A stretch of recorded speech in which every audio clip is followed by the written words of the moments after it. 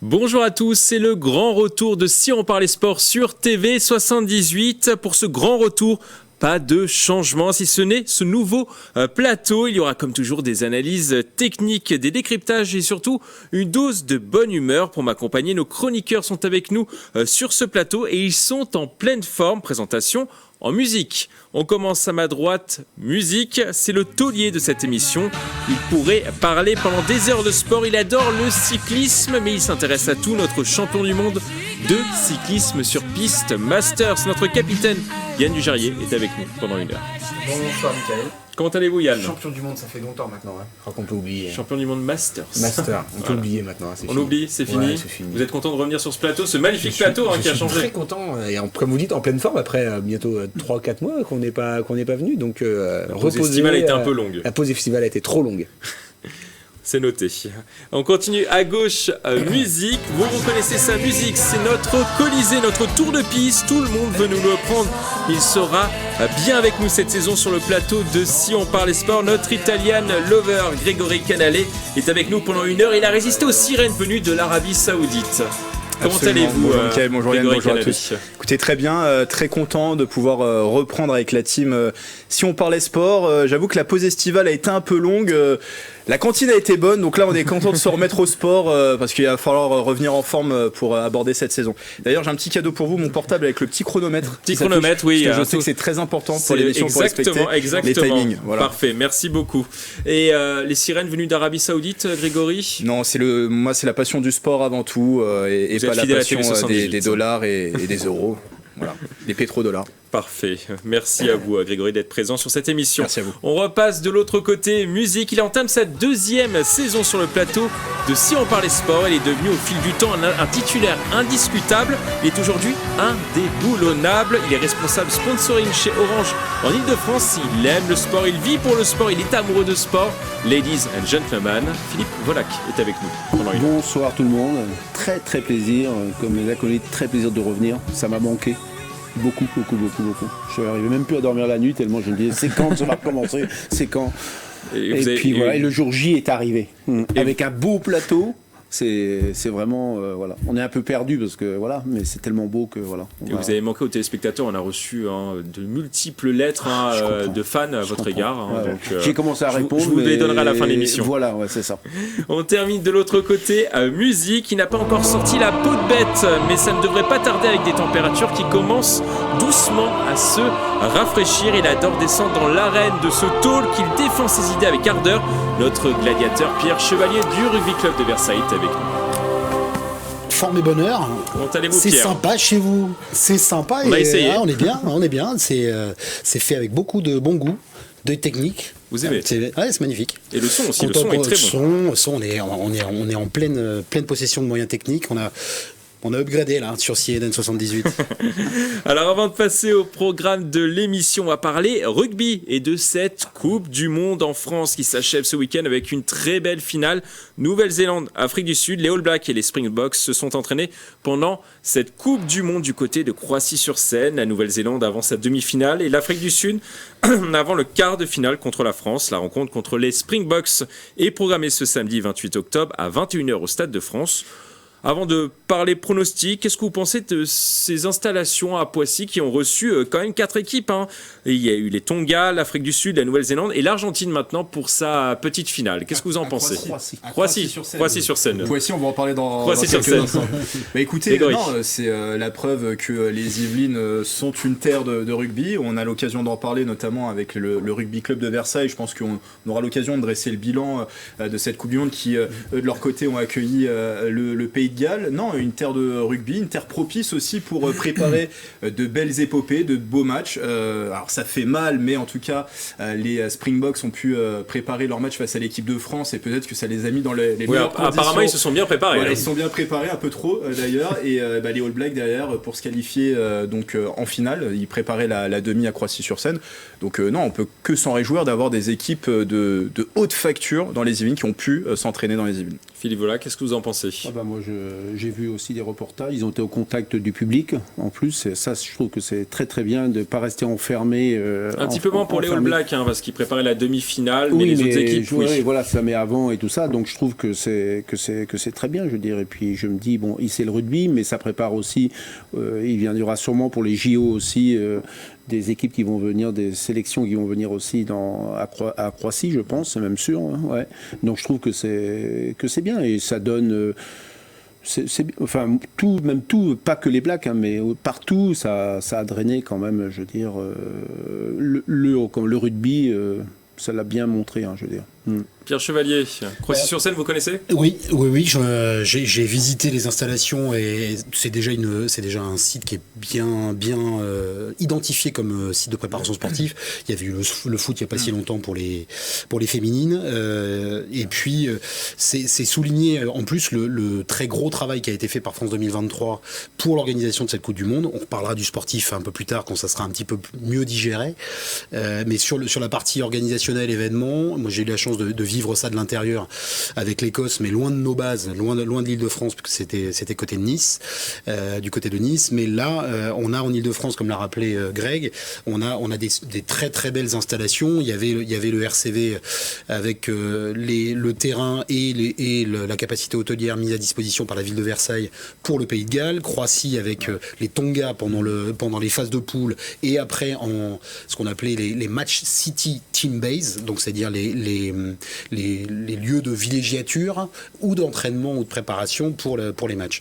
Et donc ce sont à la fois des infrastructures qui sont faites pour, et puis il y a surtout aussi toute la partie humaine, évidemment, les équipes qui sont sur place pour accueillir, pour faciliter la vie des équipes, et Philippe l'a rappelé, oui, les community engagement, c'est-à-dire quand une équipe qui est en résidence à un endroit vient au contact des écoles de rugby, des hôpitaux, des écoles, des maisons de retraite et donne un peu de leur temps et de leur image pour justement faire profiter de la Coupe du Monde à tout le monde. Et ça, je pense que ça a été une réussite dans les 9 villes hautes, stades et camps de base. Ça montait jusqu'à 20 camps de base pour les 20 équipes. À noter que Croissy-sur-Seine porte chance aux équipes généralement qui foulent sa pelouse, parce que la Coupe du Monde féminine, il y a eu les États-Unis qui avaient foulé cette pelouse, et les États-Unis avaient été très loin dans la compétition, ils avaient gagné la compétition, et là on a 2 finalistes finalement qui se sont entraînés à Croissy-sur-Seine. Dans tous les sports d'ailleurs, football pour les États-Unis et rugby peut-être là, on le verra. Yann Dujarier, qu'est-ce que vous en pensez, vous ? On vous a pas entendu encore sur la question.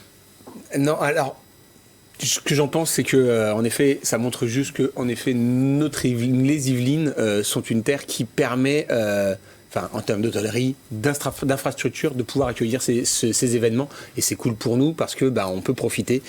Ils ont fait de gros travaux d'ailleurs pour pouvoir accueillir des événements internationaux comme cela. Bien sûr, mais donc voilà, là maintenant on en a la preuve et c'est mis en place. Maintenant, ce dont je parlais, mais le côté sportif, et là c'est plus l'extra sportif, ce que Pierre disait, c'est que voilà, les joueurs de très haut niveau, ils jouent le jeu pour aller aux rencontres du public. Et aujourd'hui, c'est ça qui va avoir donner la réussite de cette Coupe du Monde. Parce que justement, il y aura des gens qui s'intéressaient pas spécialement au rugby, mais du coup, de fait d'avoir rencontré ces athlètes, puis quand on les croise, c'est quand même des très beaux bébés, on les a croisés, du coup, qu'est-ce qu'on va faire ? On va vouloir regarder le match derrière. Et c'est un effet de boule de neige, donc plus d'envie d'aller au stade. Là c'est pour les vrais pratiquants, mais ensuite des plus novices s'intéressent au sport et apprécient le spectacle du fait d'avoir pu rencontrer ces athlètes. Et là sur les images qui passent en même temps, il y a la spécificité du rugby et d'une Coupe du Monde où il y a cette cérémonie de remise des capes, donc des petites casquettes qui représentent une sélection en Coupe du Monde pour les 33 joueurs des délégations présentes. Et ça, c'est une cérémonie publique organisée par le porteur, donc par la ville, le département, la région, au bénéfice, je dirais, de la population locale qui va justement à la rencontre et qui voit ces athlètes débarquer, passer un peu de temps, parce que généralement les cérémonies d'accueil sont plus ou moins longues. À la ville de Versailles, c'était le 3 septembre, avec une délégation du Rugby Club Versailles qui était en haie d'honneur de la délégation galloise, et un peu de temps donné par chacun des athlètes, staff plus joueurs, à l'ensemble des spectateurs et des fans de rugby ou de ceux qui ne connaissent pas. Et donc, je vais juste finir en disant il y a beaucoup d'autres sports qui devraient prendre exemple là-dessus. Parce que, en effet, il y en a. On va parler du sport phare, entre guillemets, le sport mondial pourrait un peu redorer son image là-dessus. Sans citer le football, bien sûr. Sans citer le football. Sans citer le football.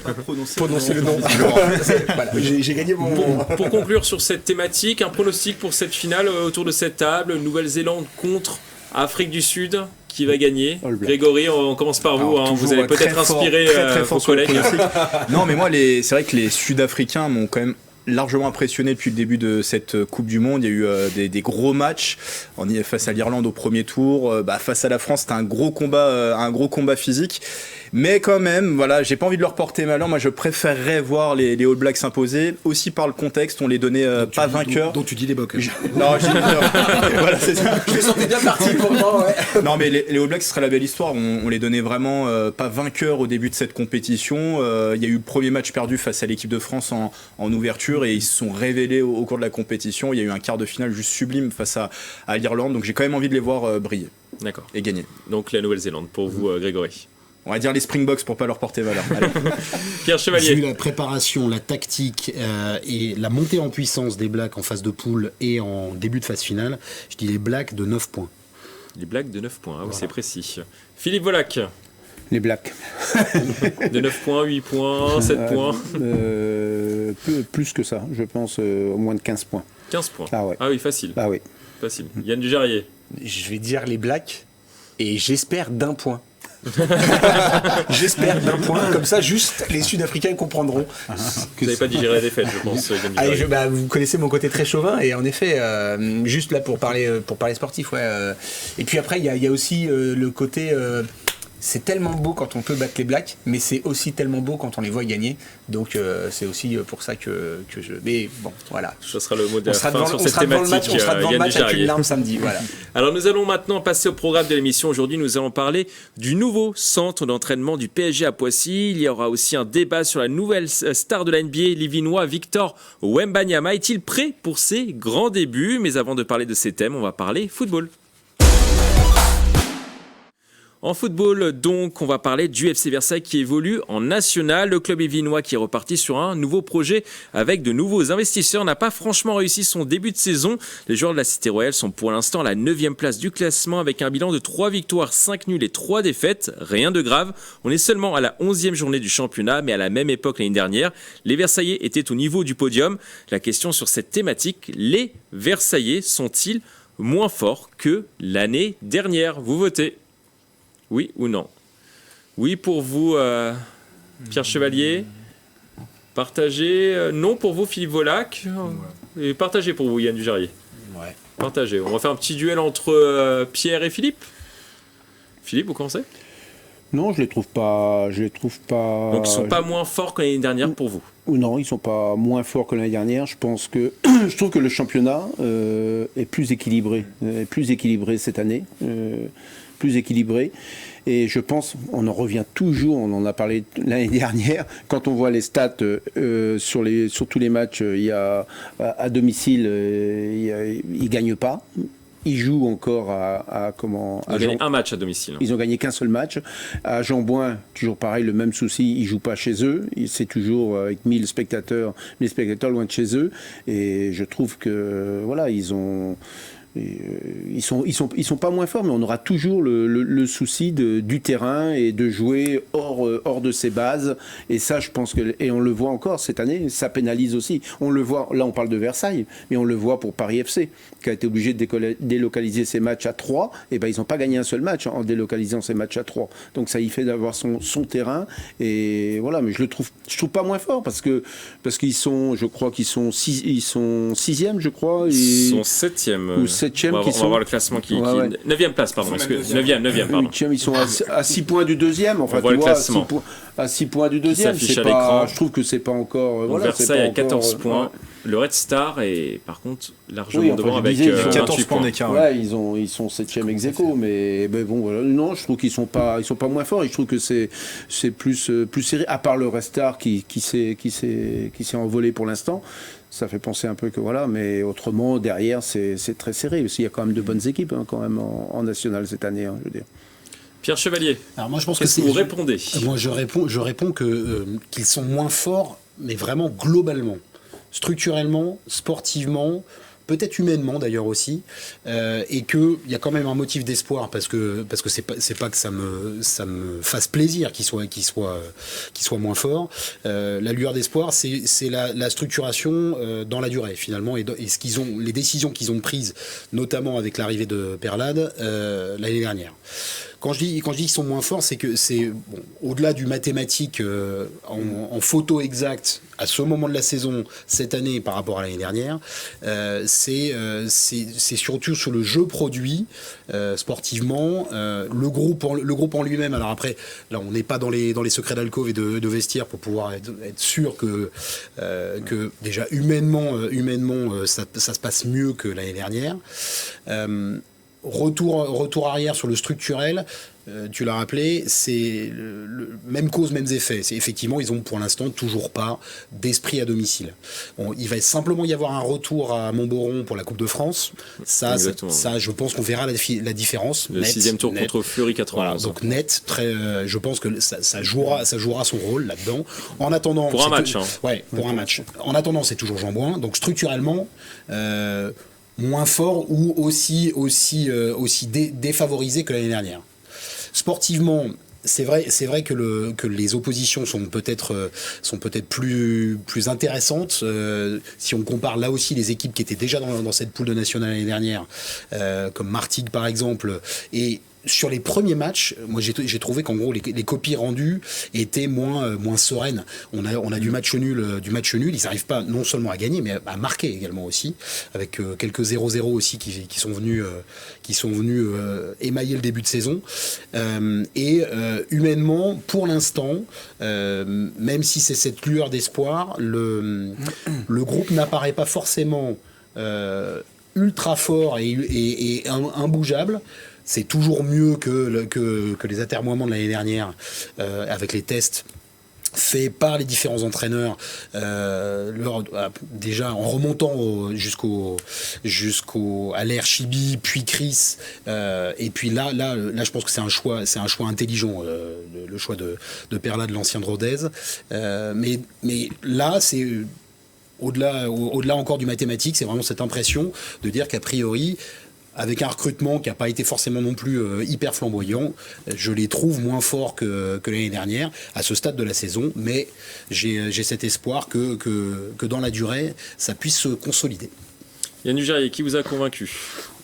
Vous qui étiez indécis. Indécis, moi j'étais indécis simplement parce que pour pouvoir savoir s'ils sont plus ou moins forts, c'est pas que des statistiques ou des chiffres, c'est aussi la qualité de jeu. Et pour pouvoir juger la qualité de jeu, faut voir les matchs et suivre les matchs de manière très très sérieuse. J'ai pas suivi les matchs des années précédentes. Oui, en effet, il y avait des résultats et il y avait tu l'as dit, une équipe, un gros noyau. Là, on sait qu'ils ont vécu une tempête l'année dernière. Il faut pouvoir s'en remettre. C'est juste pour ça que je disais que je suis indécis. Je dirais que je suis plus du côté de Pierre du fait. Ils étaient pas loin de la montée finalement l'année dernière. Oui, bien sûr, mais sauf que en effet, ils étaient pas loin de la montée et heureusement qu'ils sont pas montés parce que sinon, avec la tempête qu'ils ont vécue l'année dernière, ça aurait été très très compliqué de pouvoir avoir la continuité cette année. Là. Ils ont vécu la tempête, ils l'ont passée. Quand vous dites tempête, c'est tempête à quel niveau ? Tempête structurelle, avec l'ancien investisseur qui du coup s'est retiré en cours de saison, le promoteur immobilier et rien contre la personne, mais en effet, le secteur immobilier est très très très compliqué depuis 2 ans. Ils sont toujours là, mais après ils sont minoritaires, voilà. Ils sont minoritaires. Mais bon, je veux dire, voilà, c'est que économiquement, il y a une explication. On peut pas dire qu'ils étaient venus en disant on va faire ceci, on va faire cela. C'est que structurellement, il y a eu un souci avec la conjoncture économique du secteur immobilier, et ça, on n'y peut rien.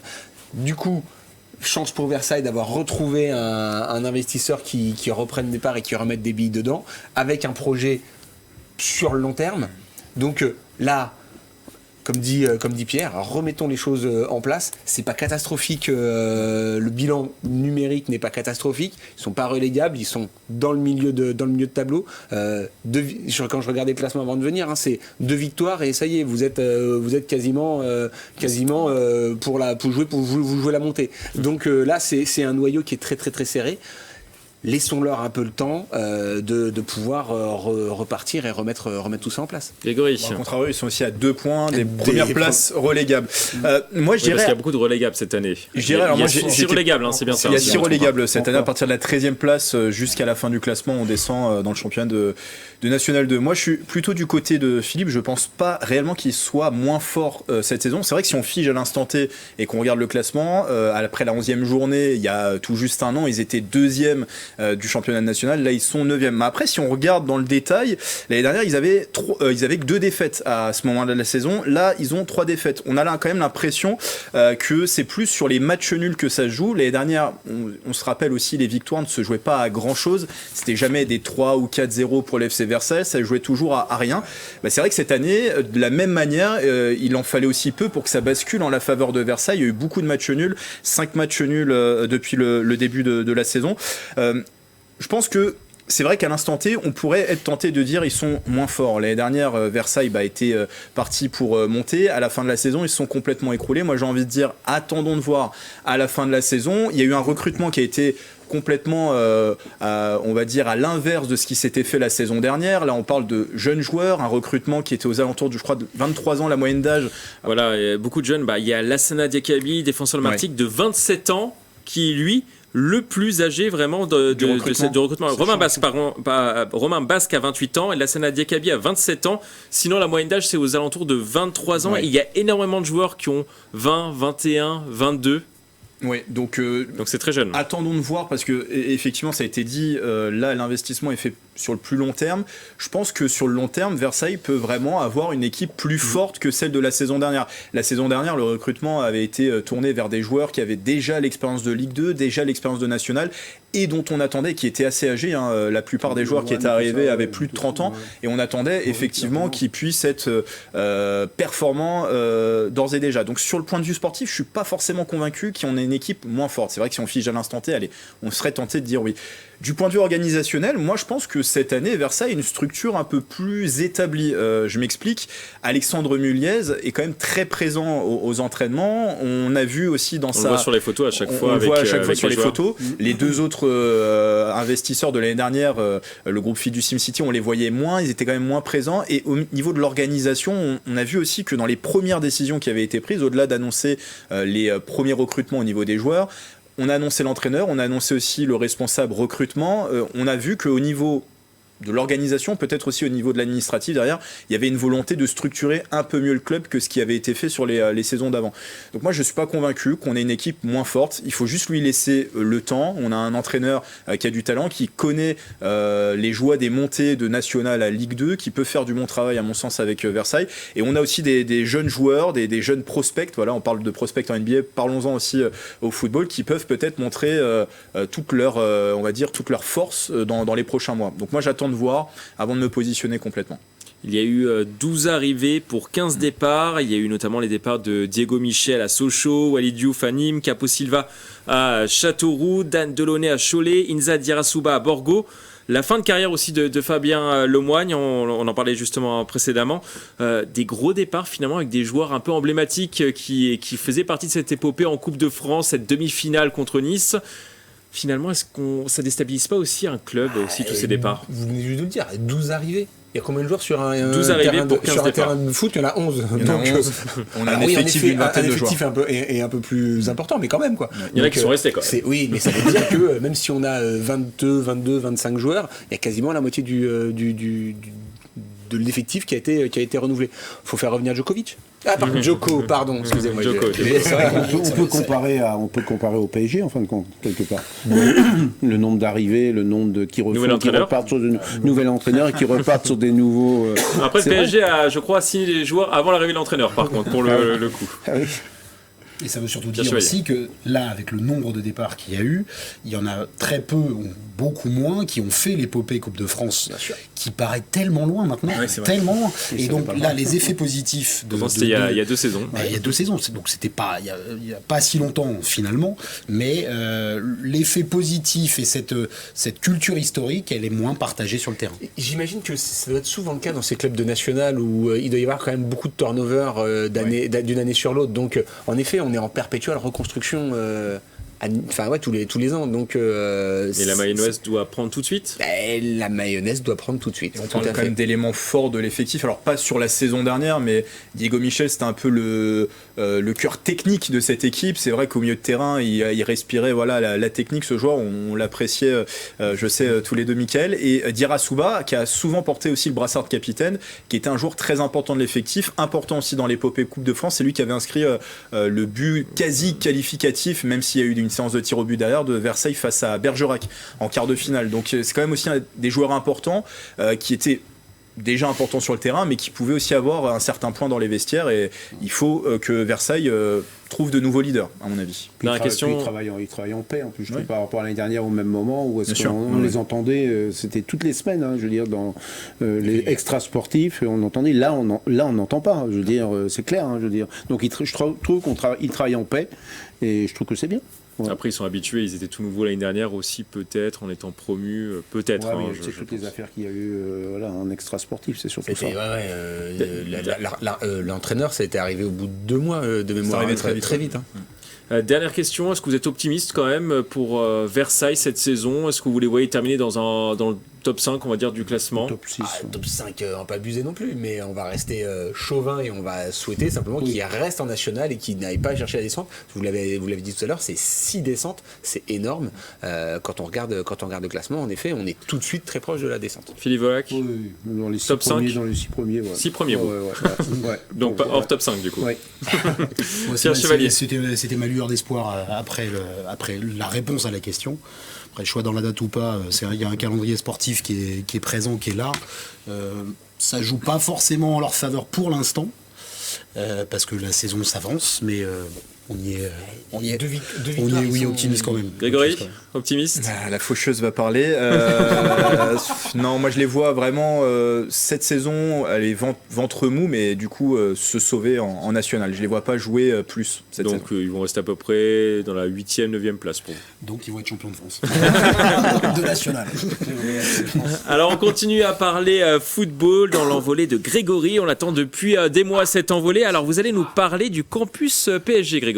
Oui, en juillet, les footballeurs du groupe pro du Paris Saint-Germain ont pris leur nouveau quartier sur place, un campus de 74 hectares qui doit accueillir à terme également l'équipe féminine, les titis du centre de formation, mais aussi les judokas et handballeurs parisiens. D'ailleurs, l'inauguration officielle a été repoussée au printemps 2024. Dès cet été, nous avons pu découvrir en avant-première ces nouvelles installations, et même si la circulation pour nous, journalistes, est quelque peu compliquée sur place, au sein du bâtiment central, qui est aussi un lieu de vie pour les joueurs, nos premières impressions étaient plutôt positives. Des terrains de grande qualité, de véritables billards comme on dit dans le jargon, mais aussi des équipements de haute facture. J'ai été pour ma part très convaincu par l'espace de balnéothérapie. L'envie de piquer une tête dans les piscines n'a pas manqué à ce moment-là. Le coach Luis Enrique d'ailleurs adorerait l'endroit. Si sa famille habite à Paris, l'Espagnol a décidé d'élire résidence à Poissy, dans un appartement à proximité directe du campus. Le matin, il profite de la salle de musculation pour s'adonner à quelques exercices de renforcement musculaire et de gainage, suivi d'un petit footing ou d'un tour à vélo. Un choix qui a surpris tout le monde chez les salariés du club, d'autant que d'après nos confrères du journal L'Équipe, le nouveau centre d'entraînement du PSG est loin de faire l'unanimité en interne. Depuis l'installation de l'état-major parisien à Poissy, de nombreux problèmes ont été identifiés. Une partie du mobilier est jugée de piètre qualité.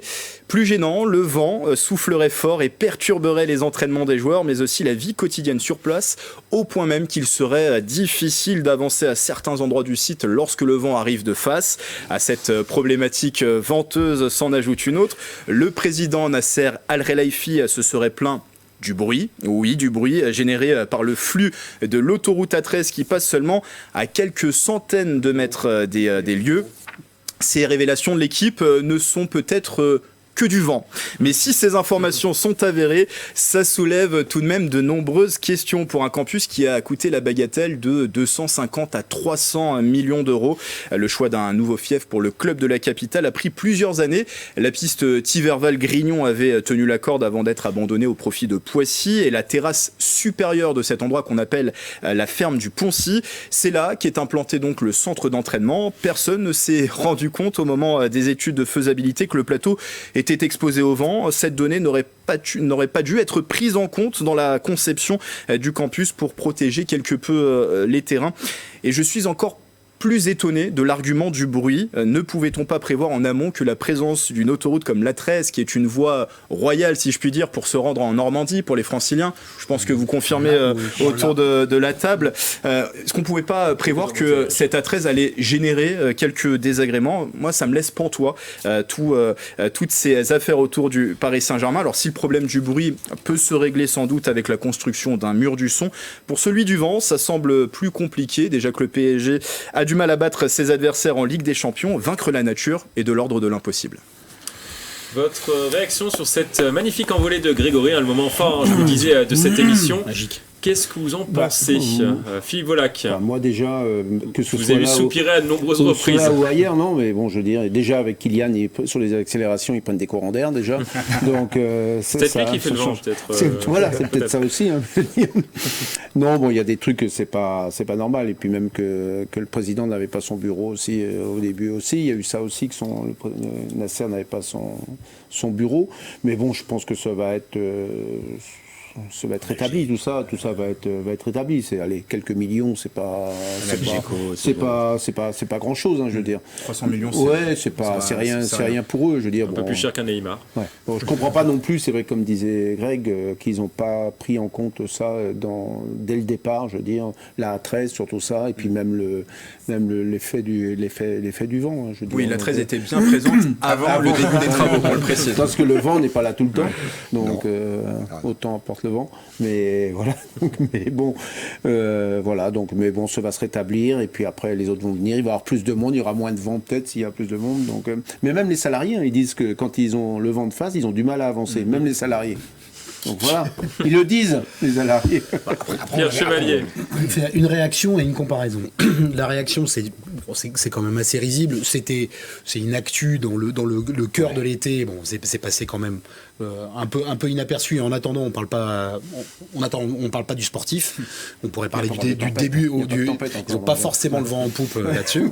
On pourrait parler donc du sportif et du début de saison du PSG avec de ce PSG nouvelle formule qui, aux yeux des spécialistes, est en gros un PSG plus authentique, plus parisien, plus historique, avec des jeunes, avec un recrutement moins flamboyant et avec moins de têtes d'affiche, et un Neymar tout puissant qui a pas Neymar, pardon. Voilà, oh là là, lapsus très révélateur. Un Mbappé tout puissant qui a les pouvoirs qui lui sont conférés et qu'il mérite. En attendant, la comparaison, c'est il y a juste à côté, et depuis très longtemps, même moins longtemps que la 13, mais depuis assez longtemps, un parcours de golf là, qui est à Bethmont, juste à côté, et il n'y a pas trop de problème de vent. Hein, pour y avoir joué là-bas, il y a un an, il y a un peu plus en hauteur quand même. Oui, justement. Et donc on n'est pas décorné, on n'est pas à faire des trajectoires de balles un petit peu spéciales parce qu'il y a trop de vent. Donc bon, a priori c'est acceptable comme condition. Yann Verrier. Oui, Paris nous fera toujours rire. Voilà, c'est tout ce qu'on va pouvoir dire là-dessus. En effet, c'est quand on parle de budget de 300 millions, je comprends pas que ces choses-là soient pas anticipées un minimum. On voit qu'en effet, c'est vrai que ça manque pas mal d'armes. Moi, si je prends l'exemple de deux centres que tout le monde connaît, le CNR à Marcoussis, c'est vrai qu'on est à la forêt et on est un peu encaissé. Si on prend Clairefontaine, on est en pleine forêt, donc c'est vrai que globalement, quand on va en forêt, et les jours de tempête, il y a quand même moins de vent quand on est en forêt que quand on est dans une plaine. Donc c'était peut-être des choses qu'il fallait anticiper et réfléchir au départ. Mais maintenant, en effet, ça va se régler. Et puis, ça fait 2 mois qu'ils y sont. Un peu plus depuis le mois de juillet, fin juin, début fin juillet. juin. Donc, et cet été, ça, qu'au mois de juillet, il y a eu quand même, ça a bien soufflé. Septembre a été quand même idyllique pour tout le monde au niveau de la météo.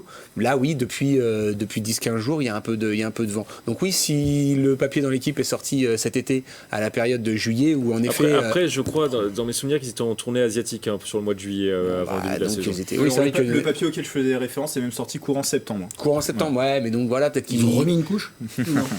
Et peut-être qu'ils en ont parlé, peut-être que justement les salariés ont été surpris au mois de juillet de se retrouver face au vent, alors que c'est une période qui a été où il y a eu de la tempête sur les côtes françaises. Bon voilà, mais en effet, ce sera pas plus exposé de toute façon que la région Île-de-France en règle générale, de toute façon. La question sur cette thématique, est-ce que ça ne fait pas trop caprice de star finalement? Et c'est les joueurs qui se sont plaints ou c'est les salariés du... Les salariés, d'après ce qu'on entend, les salariés, mais les joueurs sont les salariés du club. Oui, alors, il n'y a pas eu de prise de position officielle d'ailleurs sur la question, on parle bien ici d'informations du journal L'Équipe. Oui, ça pourrait faire. Bon, vous êtes unanime sur la ouais. question. Est-ce que ça a vraiment un impact du coup sur les performances sportives, le vent, je sais pas, Philippe Volac? Non, c'est une excuse. C'est une excuse. Ouais, bah oui. Je veux dire, tu joues au sol après. Hein. Ça leur apprend à jouer au sol. Hein. Donc voilà, je veux dire, c'est tout. Hein. Je veux dire, je trouve que c'est une fausse excuse. Moi, j'ai pas trop entendu les joueurs s'en plaindre. J'ai entendu Enrique s'en plaindre et le président. Et les salariés qu'on dit la même chose que le président et que Enrique. Mais voilà. Mais pourquoi? Parce que Enrique, lui, quand il regarde les entraînements, il est sur une grue. Donc il est encore plus haut qu'eux encore. Donc en fin de compte, il a des prises au vent. Je veux dire, il supervise dans hauteur les commandes. Donc voilà. Mais bon, je trouve que fallait trouver quelque chose, je pense, fallait trouver quelque chose. Tout ne pouvait pas être parfait du premier coup. Oui, mais là c'est pareil, encore dans la communication. Justement, plutôt que de dire on vient de rentrer dans notre nouveau et tout se passe bien, tout est beau, et de laisser les petits détails de côté en disant on va les régler, c'est bon et il n'y a pas le mur anti-bruit, ça gênera personne de le faire faire par rapport à la 13. C'est pas un gros problème, ça existe partout, on en voit toujours. Et puis d'aller chercher le positif en disant on est enfin rentré dans les infrastructures, non, on va aller appuyer sur des broutilles et en effet encore une fois on passe pour des clowns. Il reste 10% à payer à l'architecte. Pierre Chevalier. Pour nos yeux de sportifs amateurs d'autres sports et de franciliens surtout, ça donne une impression d'enfant gâté un petit peu de plus que de stars, parce que surtout si c'est les salariés qui remontent ça, c'est peut-être aussi une occasion d'avoir une pression sociale, peut-être sur la manière dont se passent les conditions de travail pour l'ensemble des salariés du PSG. Mais bon, ça fait effectivement un petit peu désordre vu le coût de l'investissement et l'endroit choisi. Si on pense à la commanderie pour Marseille qui est quand même sur les hauteurs de Marseille avec la tramontane ou le Mistral qui doit souffler très régulièrement, je pense que on en est quand même très très loin en région parisienne. Dernière question, qu'est-ce qu'on peut leur conseiller, refaire le... Oui, vous en décoration ce studio-là, vous leur proposez des services. L'architecte était très bon apparemment. Proposer les services pour ça. Pour le vent, je pense que le mal est fait. Il fallait peut-être concevoir. Non, si effectivement il y a vraiment cette problématique du vent, peut-être qu'il aurait fallu mieux protéger les terrains. Je ne sais pas, je suis pas spécialiste là-dessus. Et pour le son, pour le bruit, avec mon stylo qui tombe, le bruit qui a fait justement un petit bruit. Peut-être oui, un mur du son. Je pense que c'est la solution idéale. Ouais. Et c'est peut-être pas facile non plus pour les journalistes qui viennent. Si les journalistes avec quand tu tends le micro, quand tu fais des reportages, tu devrais. Alors Grégory, justement, vous qui êtes allé dans ce centre d'entraînement du PSG, qu'est-ce que vous en avez pensé? C'est la 14. Il y a la 13 et la 14. La 13, elle est plus loin quand même. Non, la 13 est dessus. Sur les images qu'on a montrées, on la voit la 13 en fond. Moi, ce que j'en ai pensé, ça m'a pas gêné. Personnellement, c'est vrai que le flux de voitures de la 13, on le sentait, mais personnellement, moi, j'étais pas dans l'entraînement, donc ça me gênait pas plus que ça. Le vent... en revanche, c'était au mois de juillet, il faisait super beau, donc j'avais pas de problématique de vent. Moi, la seule chose qui est revenue et que j'ai mis en avant dans l'envolée, c'est que le bâtiment central, la circulation pour les journalistes est un peu difficile parce que tout s'y passe. Il y a aussi bien les joueurs qui ont leur vestiaire, qui ont leur quartier au dernier étage avec les chambres, et il y a l'étage consacré aux journalistes. Et c'est vrai que pour circuler dans ce bâtiment, faut montrer patte blanche. Hein. Quelqu'un nous accompagne dans l'ascenseur. C'est assez difficile de s'y déplacer. On peut même pas prendre l'escalier. Oui, après c'est normal. Okay. C'est normal. On peut pas prendre l'escalier. On est obligé de prendre l'ascenseur. Donc c'est vrai que la circulation est un peu difficile. Après, le niveau des installations, honnêtement, moi, ma première impression, c'est qu'on avait affaire quand même à des installations de très bonne qualité avec des équipements vraiment à la pointe. On suivra en tout cas ce dossier avec attention et on ne sait pas, hein, peut-être que le problème du vent ou de l'autoroute sera réglé dans les prochains mois. En tout cas, l'inauguration officielle de ce centre d'entraînement est normalement programmée pour le printemps. Pour l'instant, on n'a pas eu de confirmation exacte. Alors on va maintenant parler à basket. Dans cette page basket, on va parler de ce phénomène, Victor Wembanyama. Victor Wembanyama, je dis son nom et ça tombe bien, il est yvelinois puisqu'il a commencé à l'Entente Le Chesnay-Versailles quand il était tout petit mais il était déjà grand. Victor, 2m23, a été drafté en juin dernier par les San Antonio Spurs en première position. Une première pour un Français et depuis c'est la folie du côté des États-Unis. Après une pré-saison convaincante, une moyenne de 19,25 points, 4,75 rebonds et 2,75 contre en seulement 21,5 minutes de jeu. Il est aujourd'hui très entendu par le monde du basket. Il jouera son premier match dans la nuit de ce mercredi à jeudi 26 octobre contre les Dallas Mavericks. La question sur cette thématique, êtes-vous confiant pour sa saison à quelques heures du début de sa saison? Oui, tout le monde est unanime. Yann, vous qui aimez bien Victor Wembanyama. Moi j'ai préparé en lisant le quotidien national hier parce qu'il y a eu un beau pavé dessus. L'équipe. Non, je cite personne. Moi, maintenant c'est fini. Je dis plus rien. Le confrère de l'équipe. Le confrère de l'équipe, tout à fait. Sincèrement, j'imaginais pas qu'il jouerait aussi vite et avec un tel impact. En effet, je me suis dit, en plus c'est un peu la philosophie des Spurs, de laisser le temps, de les faire mûrir, etc. Et là, se dire que sur les 4 matchs qu'il a déjà joué, il a été presque décisif, waouh! Je suis agréablement surpris et j'ai hâte d'être, parce que je me lèverai pas cette nuit à 3h30 pour regarder le match, ça c'est clair et net, mais j'ai hâte d'être demain matin pour lire les premiers articles. Alors ce sera pas dans le quotidien demain matin, mais de pouvoir lire rapidement les premières impressions et pouvoir voir le résumé du match et c'est parce que là il y a une vraie envie de le voir enfin évoluer dans la NBA tout simplement. Grégory Canalé, je vous sens un peu ému quand même de cette arrivée de Victor Wembanyama en NBA. On a suivi ses faits d'armes à Nanterre. On parlait déjà de lui alors que les médias nationaux n'y s'y intéressaient pas trop à l'époque.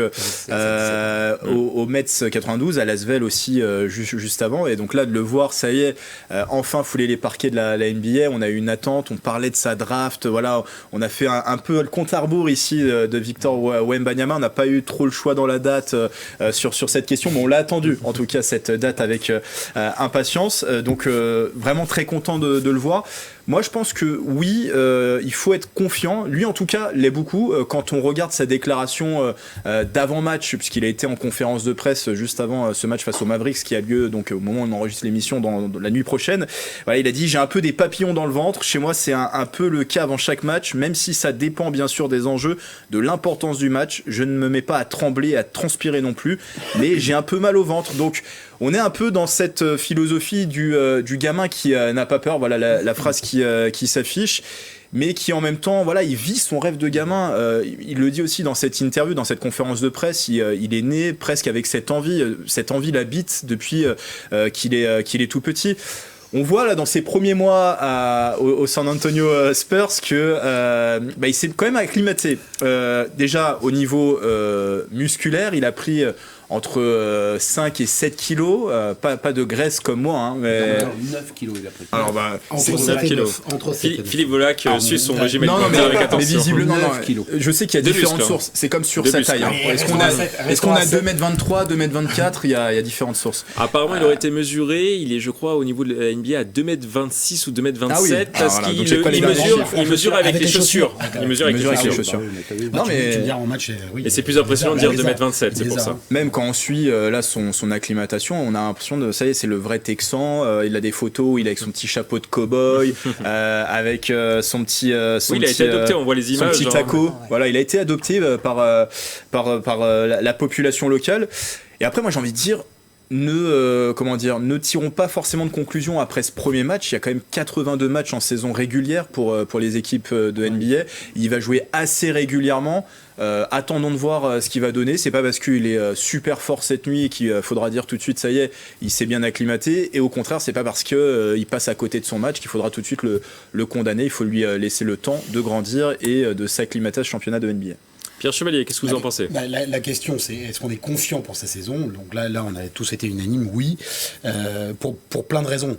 On le suit depuis très longtemps, on l'a tous rappelé, sur ce plateau notamment, et on sait depuis le début qu'il est bien entouré, et qu'il a eu l'occasion, les conditions pour maturer. Alors déjà physiquement, on l'a laissé grandir, on suivait en gros à la toise sa croissance, où il est passé de 2,20 m et là, avec les chaussures à 2,27 m, dans tous les cas, ça affole les compteurs. Normalement 2,23 m, normalement. Voilà, donc ça affole vraiment les compteurs. Et confiant aussi sur la partie physique parce que c'est les États-Unis. La prise de poids en quelques semaines, c'est entre 7 et 9. On peut se demander si les États-Unis ont les mêmes règles que nous ou pas, mais à la limite peu importe. Là, il a passé l'Atlantique et maintenant il commence à s'étoffer parce que c'était peut-être, souvenez-vous, les points de vigilance qu'on avait en disant une carcasse pareille avec un physique assez frêle finalement, donc très longiligne et assez frêle, c'est peut-être dangereux en NBA avec les gros bras de déménageurs qu'il y a dans toutes les franchises. Mais là en plus, ça va lui permettre de s'affirmer comme ce qu'il est, c'est-à-dire un joueur extrêmement complet. Moi, ce qui me m'épate, c'est ces stats complètement dingues d'un joueur qui est capable de shooter à longue distance, de prendre des rebonds et de bloquer, évidemment de dunker et de se matcher dans la raquette. Donc LeBron James a dit de lui que c'était un alien. Exactement, il a dit ça, donc forcément il a de la pression. Et LeBron James qui est là cette saison le plus vieux joueur de la NBA, on peut lui faire confiance sur l'expertise par rapport aux joueurs qui arrivent. Premier de la draft en France, c'est déjà assez historique. Et en plus, a priori, je pense qu'on va le voir en haut des tableaux de stats. Et peut-être que San Antonio va revenir au premier plan grâce à Wemby. Mais justement, est-ce qu'il n'a pas trop de pression ? Tout le monde l'attend. Les fans de San Antonio l'attendent avec impatience. Il y a eu le média sportif américain ESPN qui le place d'ores et déjà à la 47e place des meilleurs joueurs de la NBA dans son top 100, alors qu'il n'a jamais joué un match en NBA. Il le place devant des joueurs comme Russell Westbrook, par exemple, qui a sillonné les parquets de NBA pendant toutes ces années. Il y a eu le coach de Miami, Eric Spoelstra, qui a dit il fait à mes joueurs ce que je faisais à mon fils de 5 ans la semaine dernière. Donc forcément, tout le monde s'enthousiasme pour lui. Est-ce qu'il n'a pas trop de pression, justement ? Est-ce que vous pensez qu'il est bien préparé, Philippe ? Si, il en a de la pression, parce que même l'entraîneur Popovic, qui est frileux devant les médias, d'habitude il est très frileux, là il est vraiment émerveillé devant... Il s'est dit rassuré, il avait peur, il ne voulait pas le mettre en avant, voilà, c'est ça. Et là maintenant qu'il l'a vu évoluer, préparé, il est rassuré. C'est vraiment c'est impressionnant. Et puis quand il a toute la pression, on voit Dallas, ils vont jouer contre Dallas, ils s'entraînent avec des extensions de bras. C'est vrai. Oui, c'est vrai, oui. On avec a vu des extensions de bras, je veux dire, et c'est incroyable. Quand on a vu même quand ils font l'engagement, je veux dire, avec Curry, dernièrement le dernier match avec Curry, je veux dire, ils récupèrent le ballon. Déjà, ils sont sûrs de récupérer. Quand Curry se bat bien, mais c'est trop compliqué. Il a un avantage. Il arrive aux hanches. Certain. Et puis il n'y a pas que ça, il y a aussi les places et tout. Je veux dire, là, ils se revendaient les bords du terrain pour le match là, le prochain match cette nuit là, presque $6,000 la place que ça se revendait sur la plateforme. C'est incroyable pour lui. Grégory. Et je pense aussi l'excitation de le voir enfin évoluer en NBA, c'est que sur les matchs de la Summer League, de pré-saison, il a souvent évolué face à des second couteau, si je puis dire. Là, on va enfin le voir. La nuit prochaine, il y aura Irving, il y aura peut-être un Doncic qui est incertain face à lui. Mais Philippe parlait de l'exemple de ces bras qui ont été utilisés, ces extensions de bras pour s'entraîner aux éventuels comptes qu'il pourrait faire de Dallas. Ça montre qu'il va être je pense, scruté, qui va être un peu une cible. Ça va être, je dis pas l'homme à abattre cette saison, mais je pense que chaque équipe va être vraiment impatiente de l'affronter. Et je pense qu'il y a d'autres enjeux. Je disais tout à l'heure, il y a plus de 80 matchs. Est-ce qu'il va être capable de gérer cette fatigue, cet enchaînement des matchs, et aussi de faire face à la pression médiatique, parce que, vous le disiez, Mickaël, aux États-Unis, tout est amplifié. C'est même pas x10, c'est x1000, tout aux États-Unis. Ninja, très rapidement. Ouais, vous demandez s'il il est préparé pour ça. Je veux dire, ça fait des années qu'on sait qu'il va y aller. Donc lui, aujourd'hui, il est juste dans son cheminement, dans son cheminement. Il n'y a pas de crainte à avoir. Et en plus, là, Popovic est rassuré. Faut pas oublier, vous le disiez, aujourd'hui, ils ont déjà dit, il sera à il parlera après chaque match. Le gamin, il a 20 ans. Il a 20 ans, c'est-à-dire que c'est lui. 19 ans, je croje. Il a même pas 19, ouais. Mais voilà, mais il va les avoir. Excusez-moi, s'il a 19, il va avoir 20 ans. Donc, je suis pas très loin. Mais il a 20 ans et c'est lui qui va faire le débrief alors qu'il vient juste d'arriver, quoi. Donc, voilà, le gamin, il a la tête sur les épaules, c'est la star. Et il va démontrer tout ce qu'on attend. La seule chose que j'espère qu'il n'arrivera pas, ce serait une blessure qui pourrait lui être fatale à un moment ou à un autre. C'est vraiment le seul point c'est pour tout le monde. Voilà, c'est le pépin physique qui pourrait en effet briser une carrière. Non, j'ai commencé par ça. Je le souhaite pas parce que c'est vraiment ça qui pourrait être. Mais apparemment, le reste est maîtrisé dans son jeu, dans son esprit, dans sa façon d'être. C'est génial. En tout cas, vous l'avez compris, autour de cette table, on est tous très excités par l'arrivée de Victor Wembanyama en NBA. On le suivra avec attention et on débriefera ses premiers matchs dans le prochain Si on parlait sport. On va maintenant parler des Jeux Olympiques de 2024 avant de clôturer cette émission, et plus précisément de la colline d'Elancourt qui va accueillir les épreuves de VTT pendant le rendez-vous. Pour se préparer pour l'événement, un test event a été organisé fin septembre avec tous les sportifs internationaux de la discipline. Sur le site, plus de 5000 personnes, dont 3000 spectateurs, un vrai avant-goût des Jeux Olympiques. On écoute Tony Estanguet, le président de Paris 2024. Une mine d'informations très très importante pour nous qui seront débriefées là dans les prochains jours. Mais globalement, les indicateurs sont au vert, le site il est très chouette, il plaît aux athlètes, il va y avoir de très très belles compétitions l'année prochaine. On repart avec beaucoup d'énergie, on sait qu'il reste encore beaucoup de travail dans les 10 mois qui viennent, mais globalement, on repart quand même avec plus de sérénité à l'issue de ce test. Une belle journée sur le plan sportif également pour les Français. Chez les dames, Loana Lecomte termine première de cette compétition amicale et Pauline Ferrand-Prévot monte sur la 3e marche du podium. Chez les hommes, Victor Koretsky termine également premier. La question sur cette thématique, un premier test réussi sur la colline d'Elancourt. Oui ou non? Vous votez. Oui pour tout le monde. Yann Dujarier, vous qui êtes le spécialiste cyclisme, qu'est-ce que vous en pensez? VTT pas trop. Non, la VTT pas trop, mais connaissant un petit peu le site, il y avait peu de chances que ça se passe mal. Alors je dis pas que ça se passe mal pour les Français, juste que l'organisation et que le parcours soit pas en réponse aux attentes. Voilà, il y avait tous les ingrédients qui étaient mis en place et pour pouvoir faire un beau site pour un circuit olympique. Là-dessus, pas d'inquiétude. Il y avait tout est réuni. Je pense même que c'est parfois plus boisé que certaines Coupes du Monde qu'on peut avoir en montagne. Donc moi, il y avait tout ce qu'il fallait, suffisamment de dénivelé. Vous avez apprécié? Ouais, c'était assez sympa. C'est sympa. J'étais pas dispo ce week-end là pour pouvoir m'y rendre, mais en effet, j'ai vu les images et en effet, on a une belle course. Cerise sur le gâteau, les Français gagnent le test event. Moi, j'aurais préféré l'inverse, qui se rate. Et puis, oui, ça veut dire quelque chose ou pas pour vous qui gagne cette épreuve à quelques mois des JO? Ça veut juste dire que le parcours leur convient. Et après, je dirais la même chose pour les triathlètes, puisqu'on a eu le test event, même s'ils n'ont pas eu la partie piscine, enfin la partie natation quand il y a eu le test event sur Paris.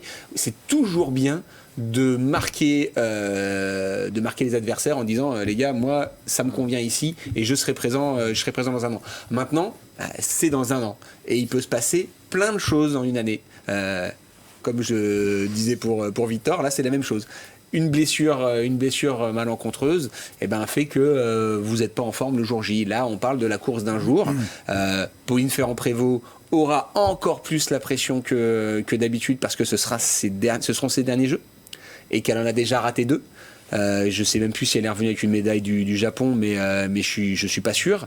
Et alors qu'elle est 5 fois championne du monde. Et vous dites, oui, il manque un truc. Et sur ce type de sport, alors on peut parler de sport, de disciplines qui sont un peu plus anonymes que le cyclisme sur route ou que le Tour de France, en effet, il faut être champion olympique pour pouvoir sortir du lot. Alors que pour moi, Pauline Ferrand-Prévot, qui a été la première à avoir 3 titres de championne du monde la même année dans 3 sports, dans 3 disciplines différentes, c'était déjà énorme. Grégory Canale, qu'est-ce que vous en pensez ? Réussite sportive, je vais pas en dire plus par rapport à Yann, ça ne fait aucun doute. Ça montre aussi que les sportifs français ont du talent et sans pression sont capables d'aller remporter ce genre de compétition. Maintenant, on va voir effectivement avec Paris 2024 si la pression qui sera, à mon avis, à son compte ne va pas les déstabiliser. Point de vue organisationnel, grosse réussite aussi, parce qu'on parle ici d'un test event. Alors, on n'était pas totalement en formule JO encore, parce que là, on était sur du 3000 spectateurs. Pendant les JO, on parle plutôt de 20 000 personnes qui se rendront sur place. Avec des tribunes qui seront montées un peu partout. C'est aussi. ça. Ça a permis de se rendre compte que ce qui avait été fait au niveau de la piste, c'est vrai que moi, pour avoir déjà été sur le site de la colline de la Revanche avant et après, elle a été quasiment métamorphosée. On ne reconnaît même pas, moi je trouve, certains endroits de la colline. Donc de ce point de vue-là, il y a vraiment eu un très beau travail qui a été fait. Et ça permet aussi de se rendre compte du travail qui reste à accomplir, parce que je pense effectivement que toutes les zones pour les spectateurs vont nécessiter encore un peu de travail. Parce que quelques problèmes au niveau de la gestion des flux, d'après les premiers commentaires au niveau de la gestion des flux, surtout qu'il y aura plus de spectateurs pour les JO de 2024. C'est vrai que les abords directs de la piste, il y a certains endroits où c'était vraiment très très serré, et je pense qu'il y a peut-être un petit travail encore à faire là-dessus, mais on parlait bien ici de test event, donc l'idée c'est de se tester et de faire le point aussi sur ce qui reste à faire, et de ce point de vue-là, on ne peut ne parler que d'événements réussis. Pierre Chevalier. Pour les sujets vélo qui me tiennent vraiment à cœur, moi je ferai un raisonnement par l'absurde, un peu comme le PSG et son centre d'entraînement. Vaut mieux qu'ils se rendent compte maintenant que c'est adapté, que c'est un bon lieu et que c'est bien organisé, que en juillet ou août 2024. Ça n'était pas. Philippe Black, qu'est-ce que vous en pensez? Je trouve que c'était important de faire un test event, sachant que les quotas ils sont faibles. Je crois que c'est deux Françaises et 2 Français qui pourront faire. 2 Français et 2 Français, oui. Ouais, donc ça va être difficile. Pour toutes les nations. Pour toutes les nations. Ça sera 2. Et puis je crois qu'en fin de compte, ils reviennent plus sur le circuit avant juillet 2024. Et donc je crois que c'est ça, dans un an, enfin à peine un an. Normalement, mois, je veux dire. Les Français n'ont pas le droit de s'entraîner sur le site pour une question d'équité. Et ils disent que, j'ai entendu parler du circuit, ils disaient qu'il était si tu as une déconcentration même pas de 2 secondes ou 3 secondes, tu perds la course. Technique, très technique, très tonique, voilà, donc j'ai hâte de voir ça. Alors les épreuves de VTT sont organisées les 28 et 29 juillet lors des Jeux Olympiques de 2024, et d'ici là, on a compris, les organisateurs vont encore peaufiner cette colline d'Elancourt. Alors c'est déjà la fin de cette émission, de cette première émission de l'année. On va terminer comme d'habitude par une citation. Aujourd'hui, je vous propose une citation de l'ancien basketteur Michael Jordan en référence à Victor Wembanyama. Il faut se fixer des buts avant de pouvoir les atteindre. Je vous laisse méditer sur cette phrase. À bientôt sur TV78.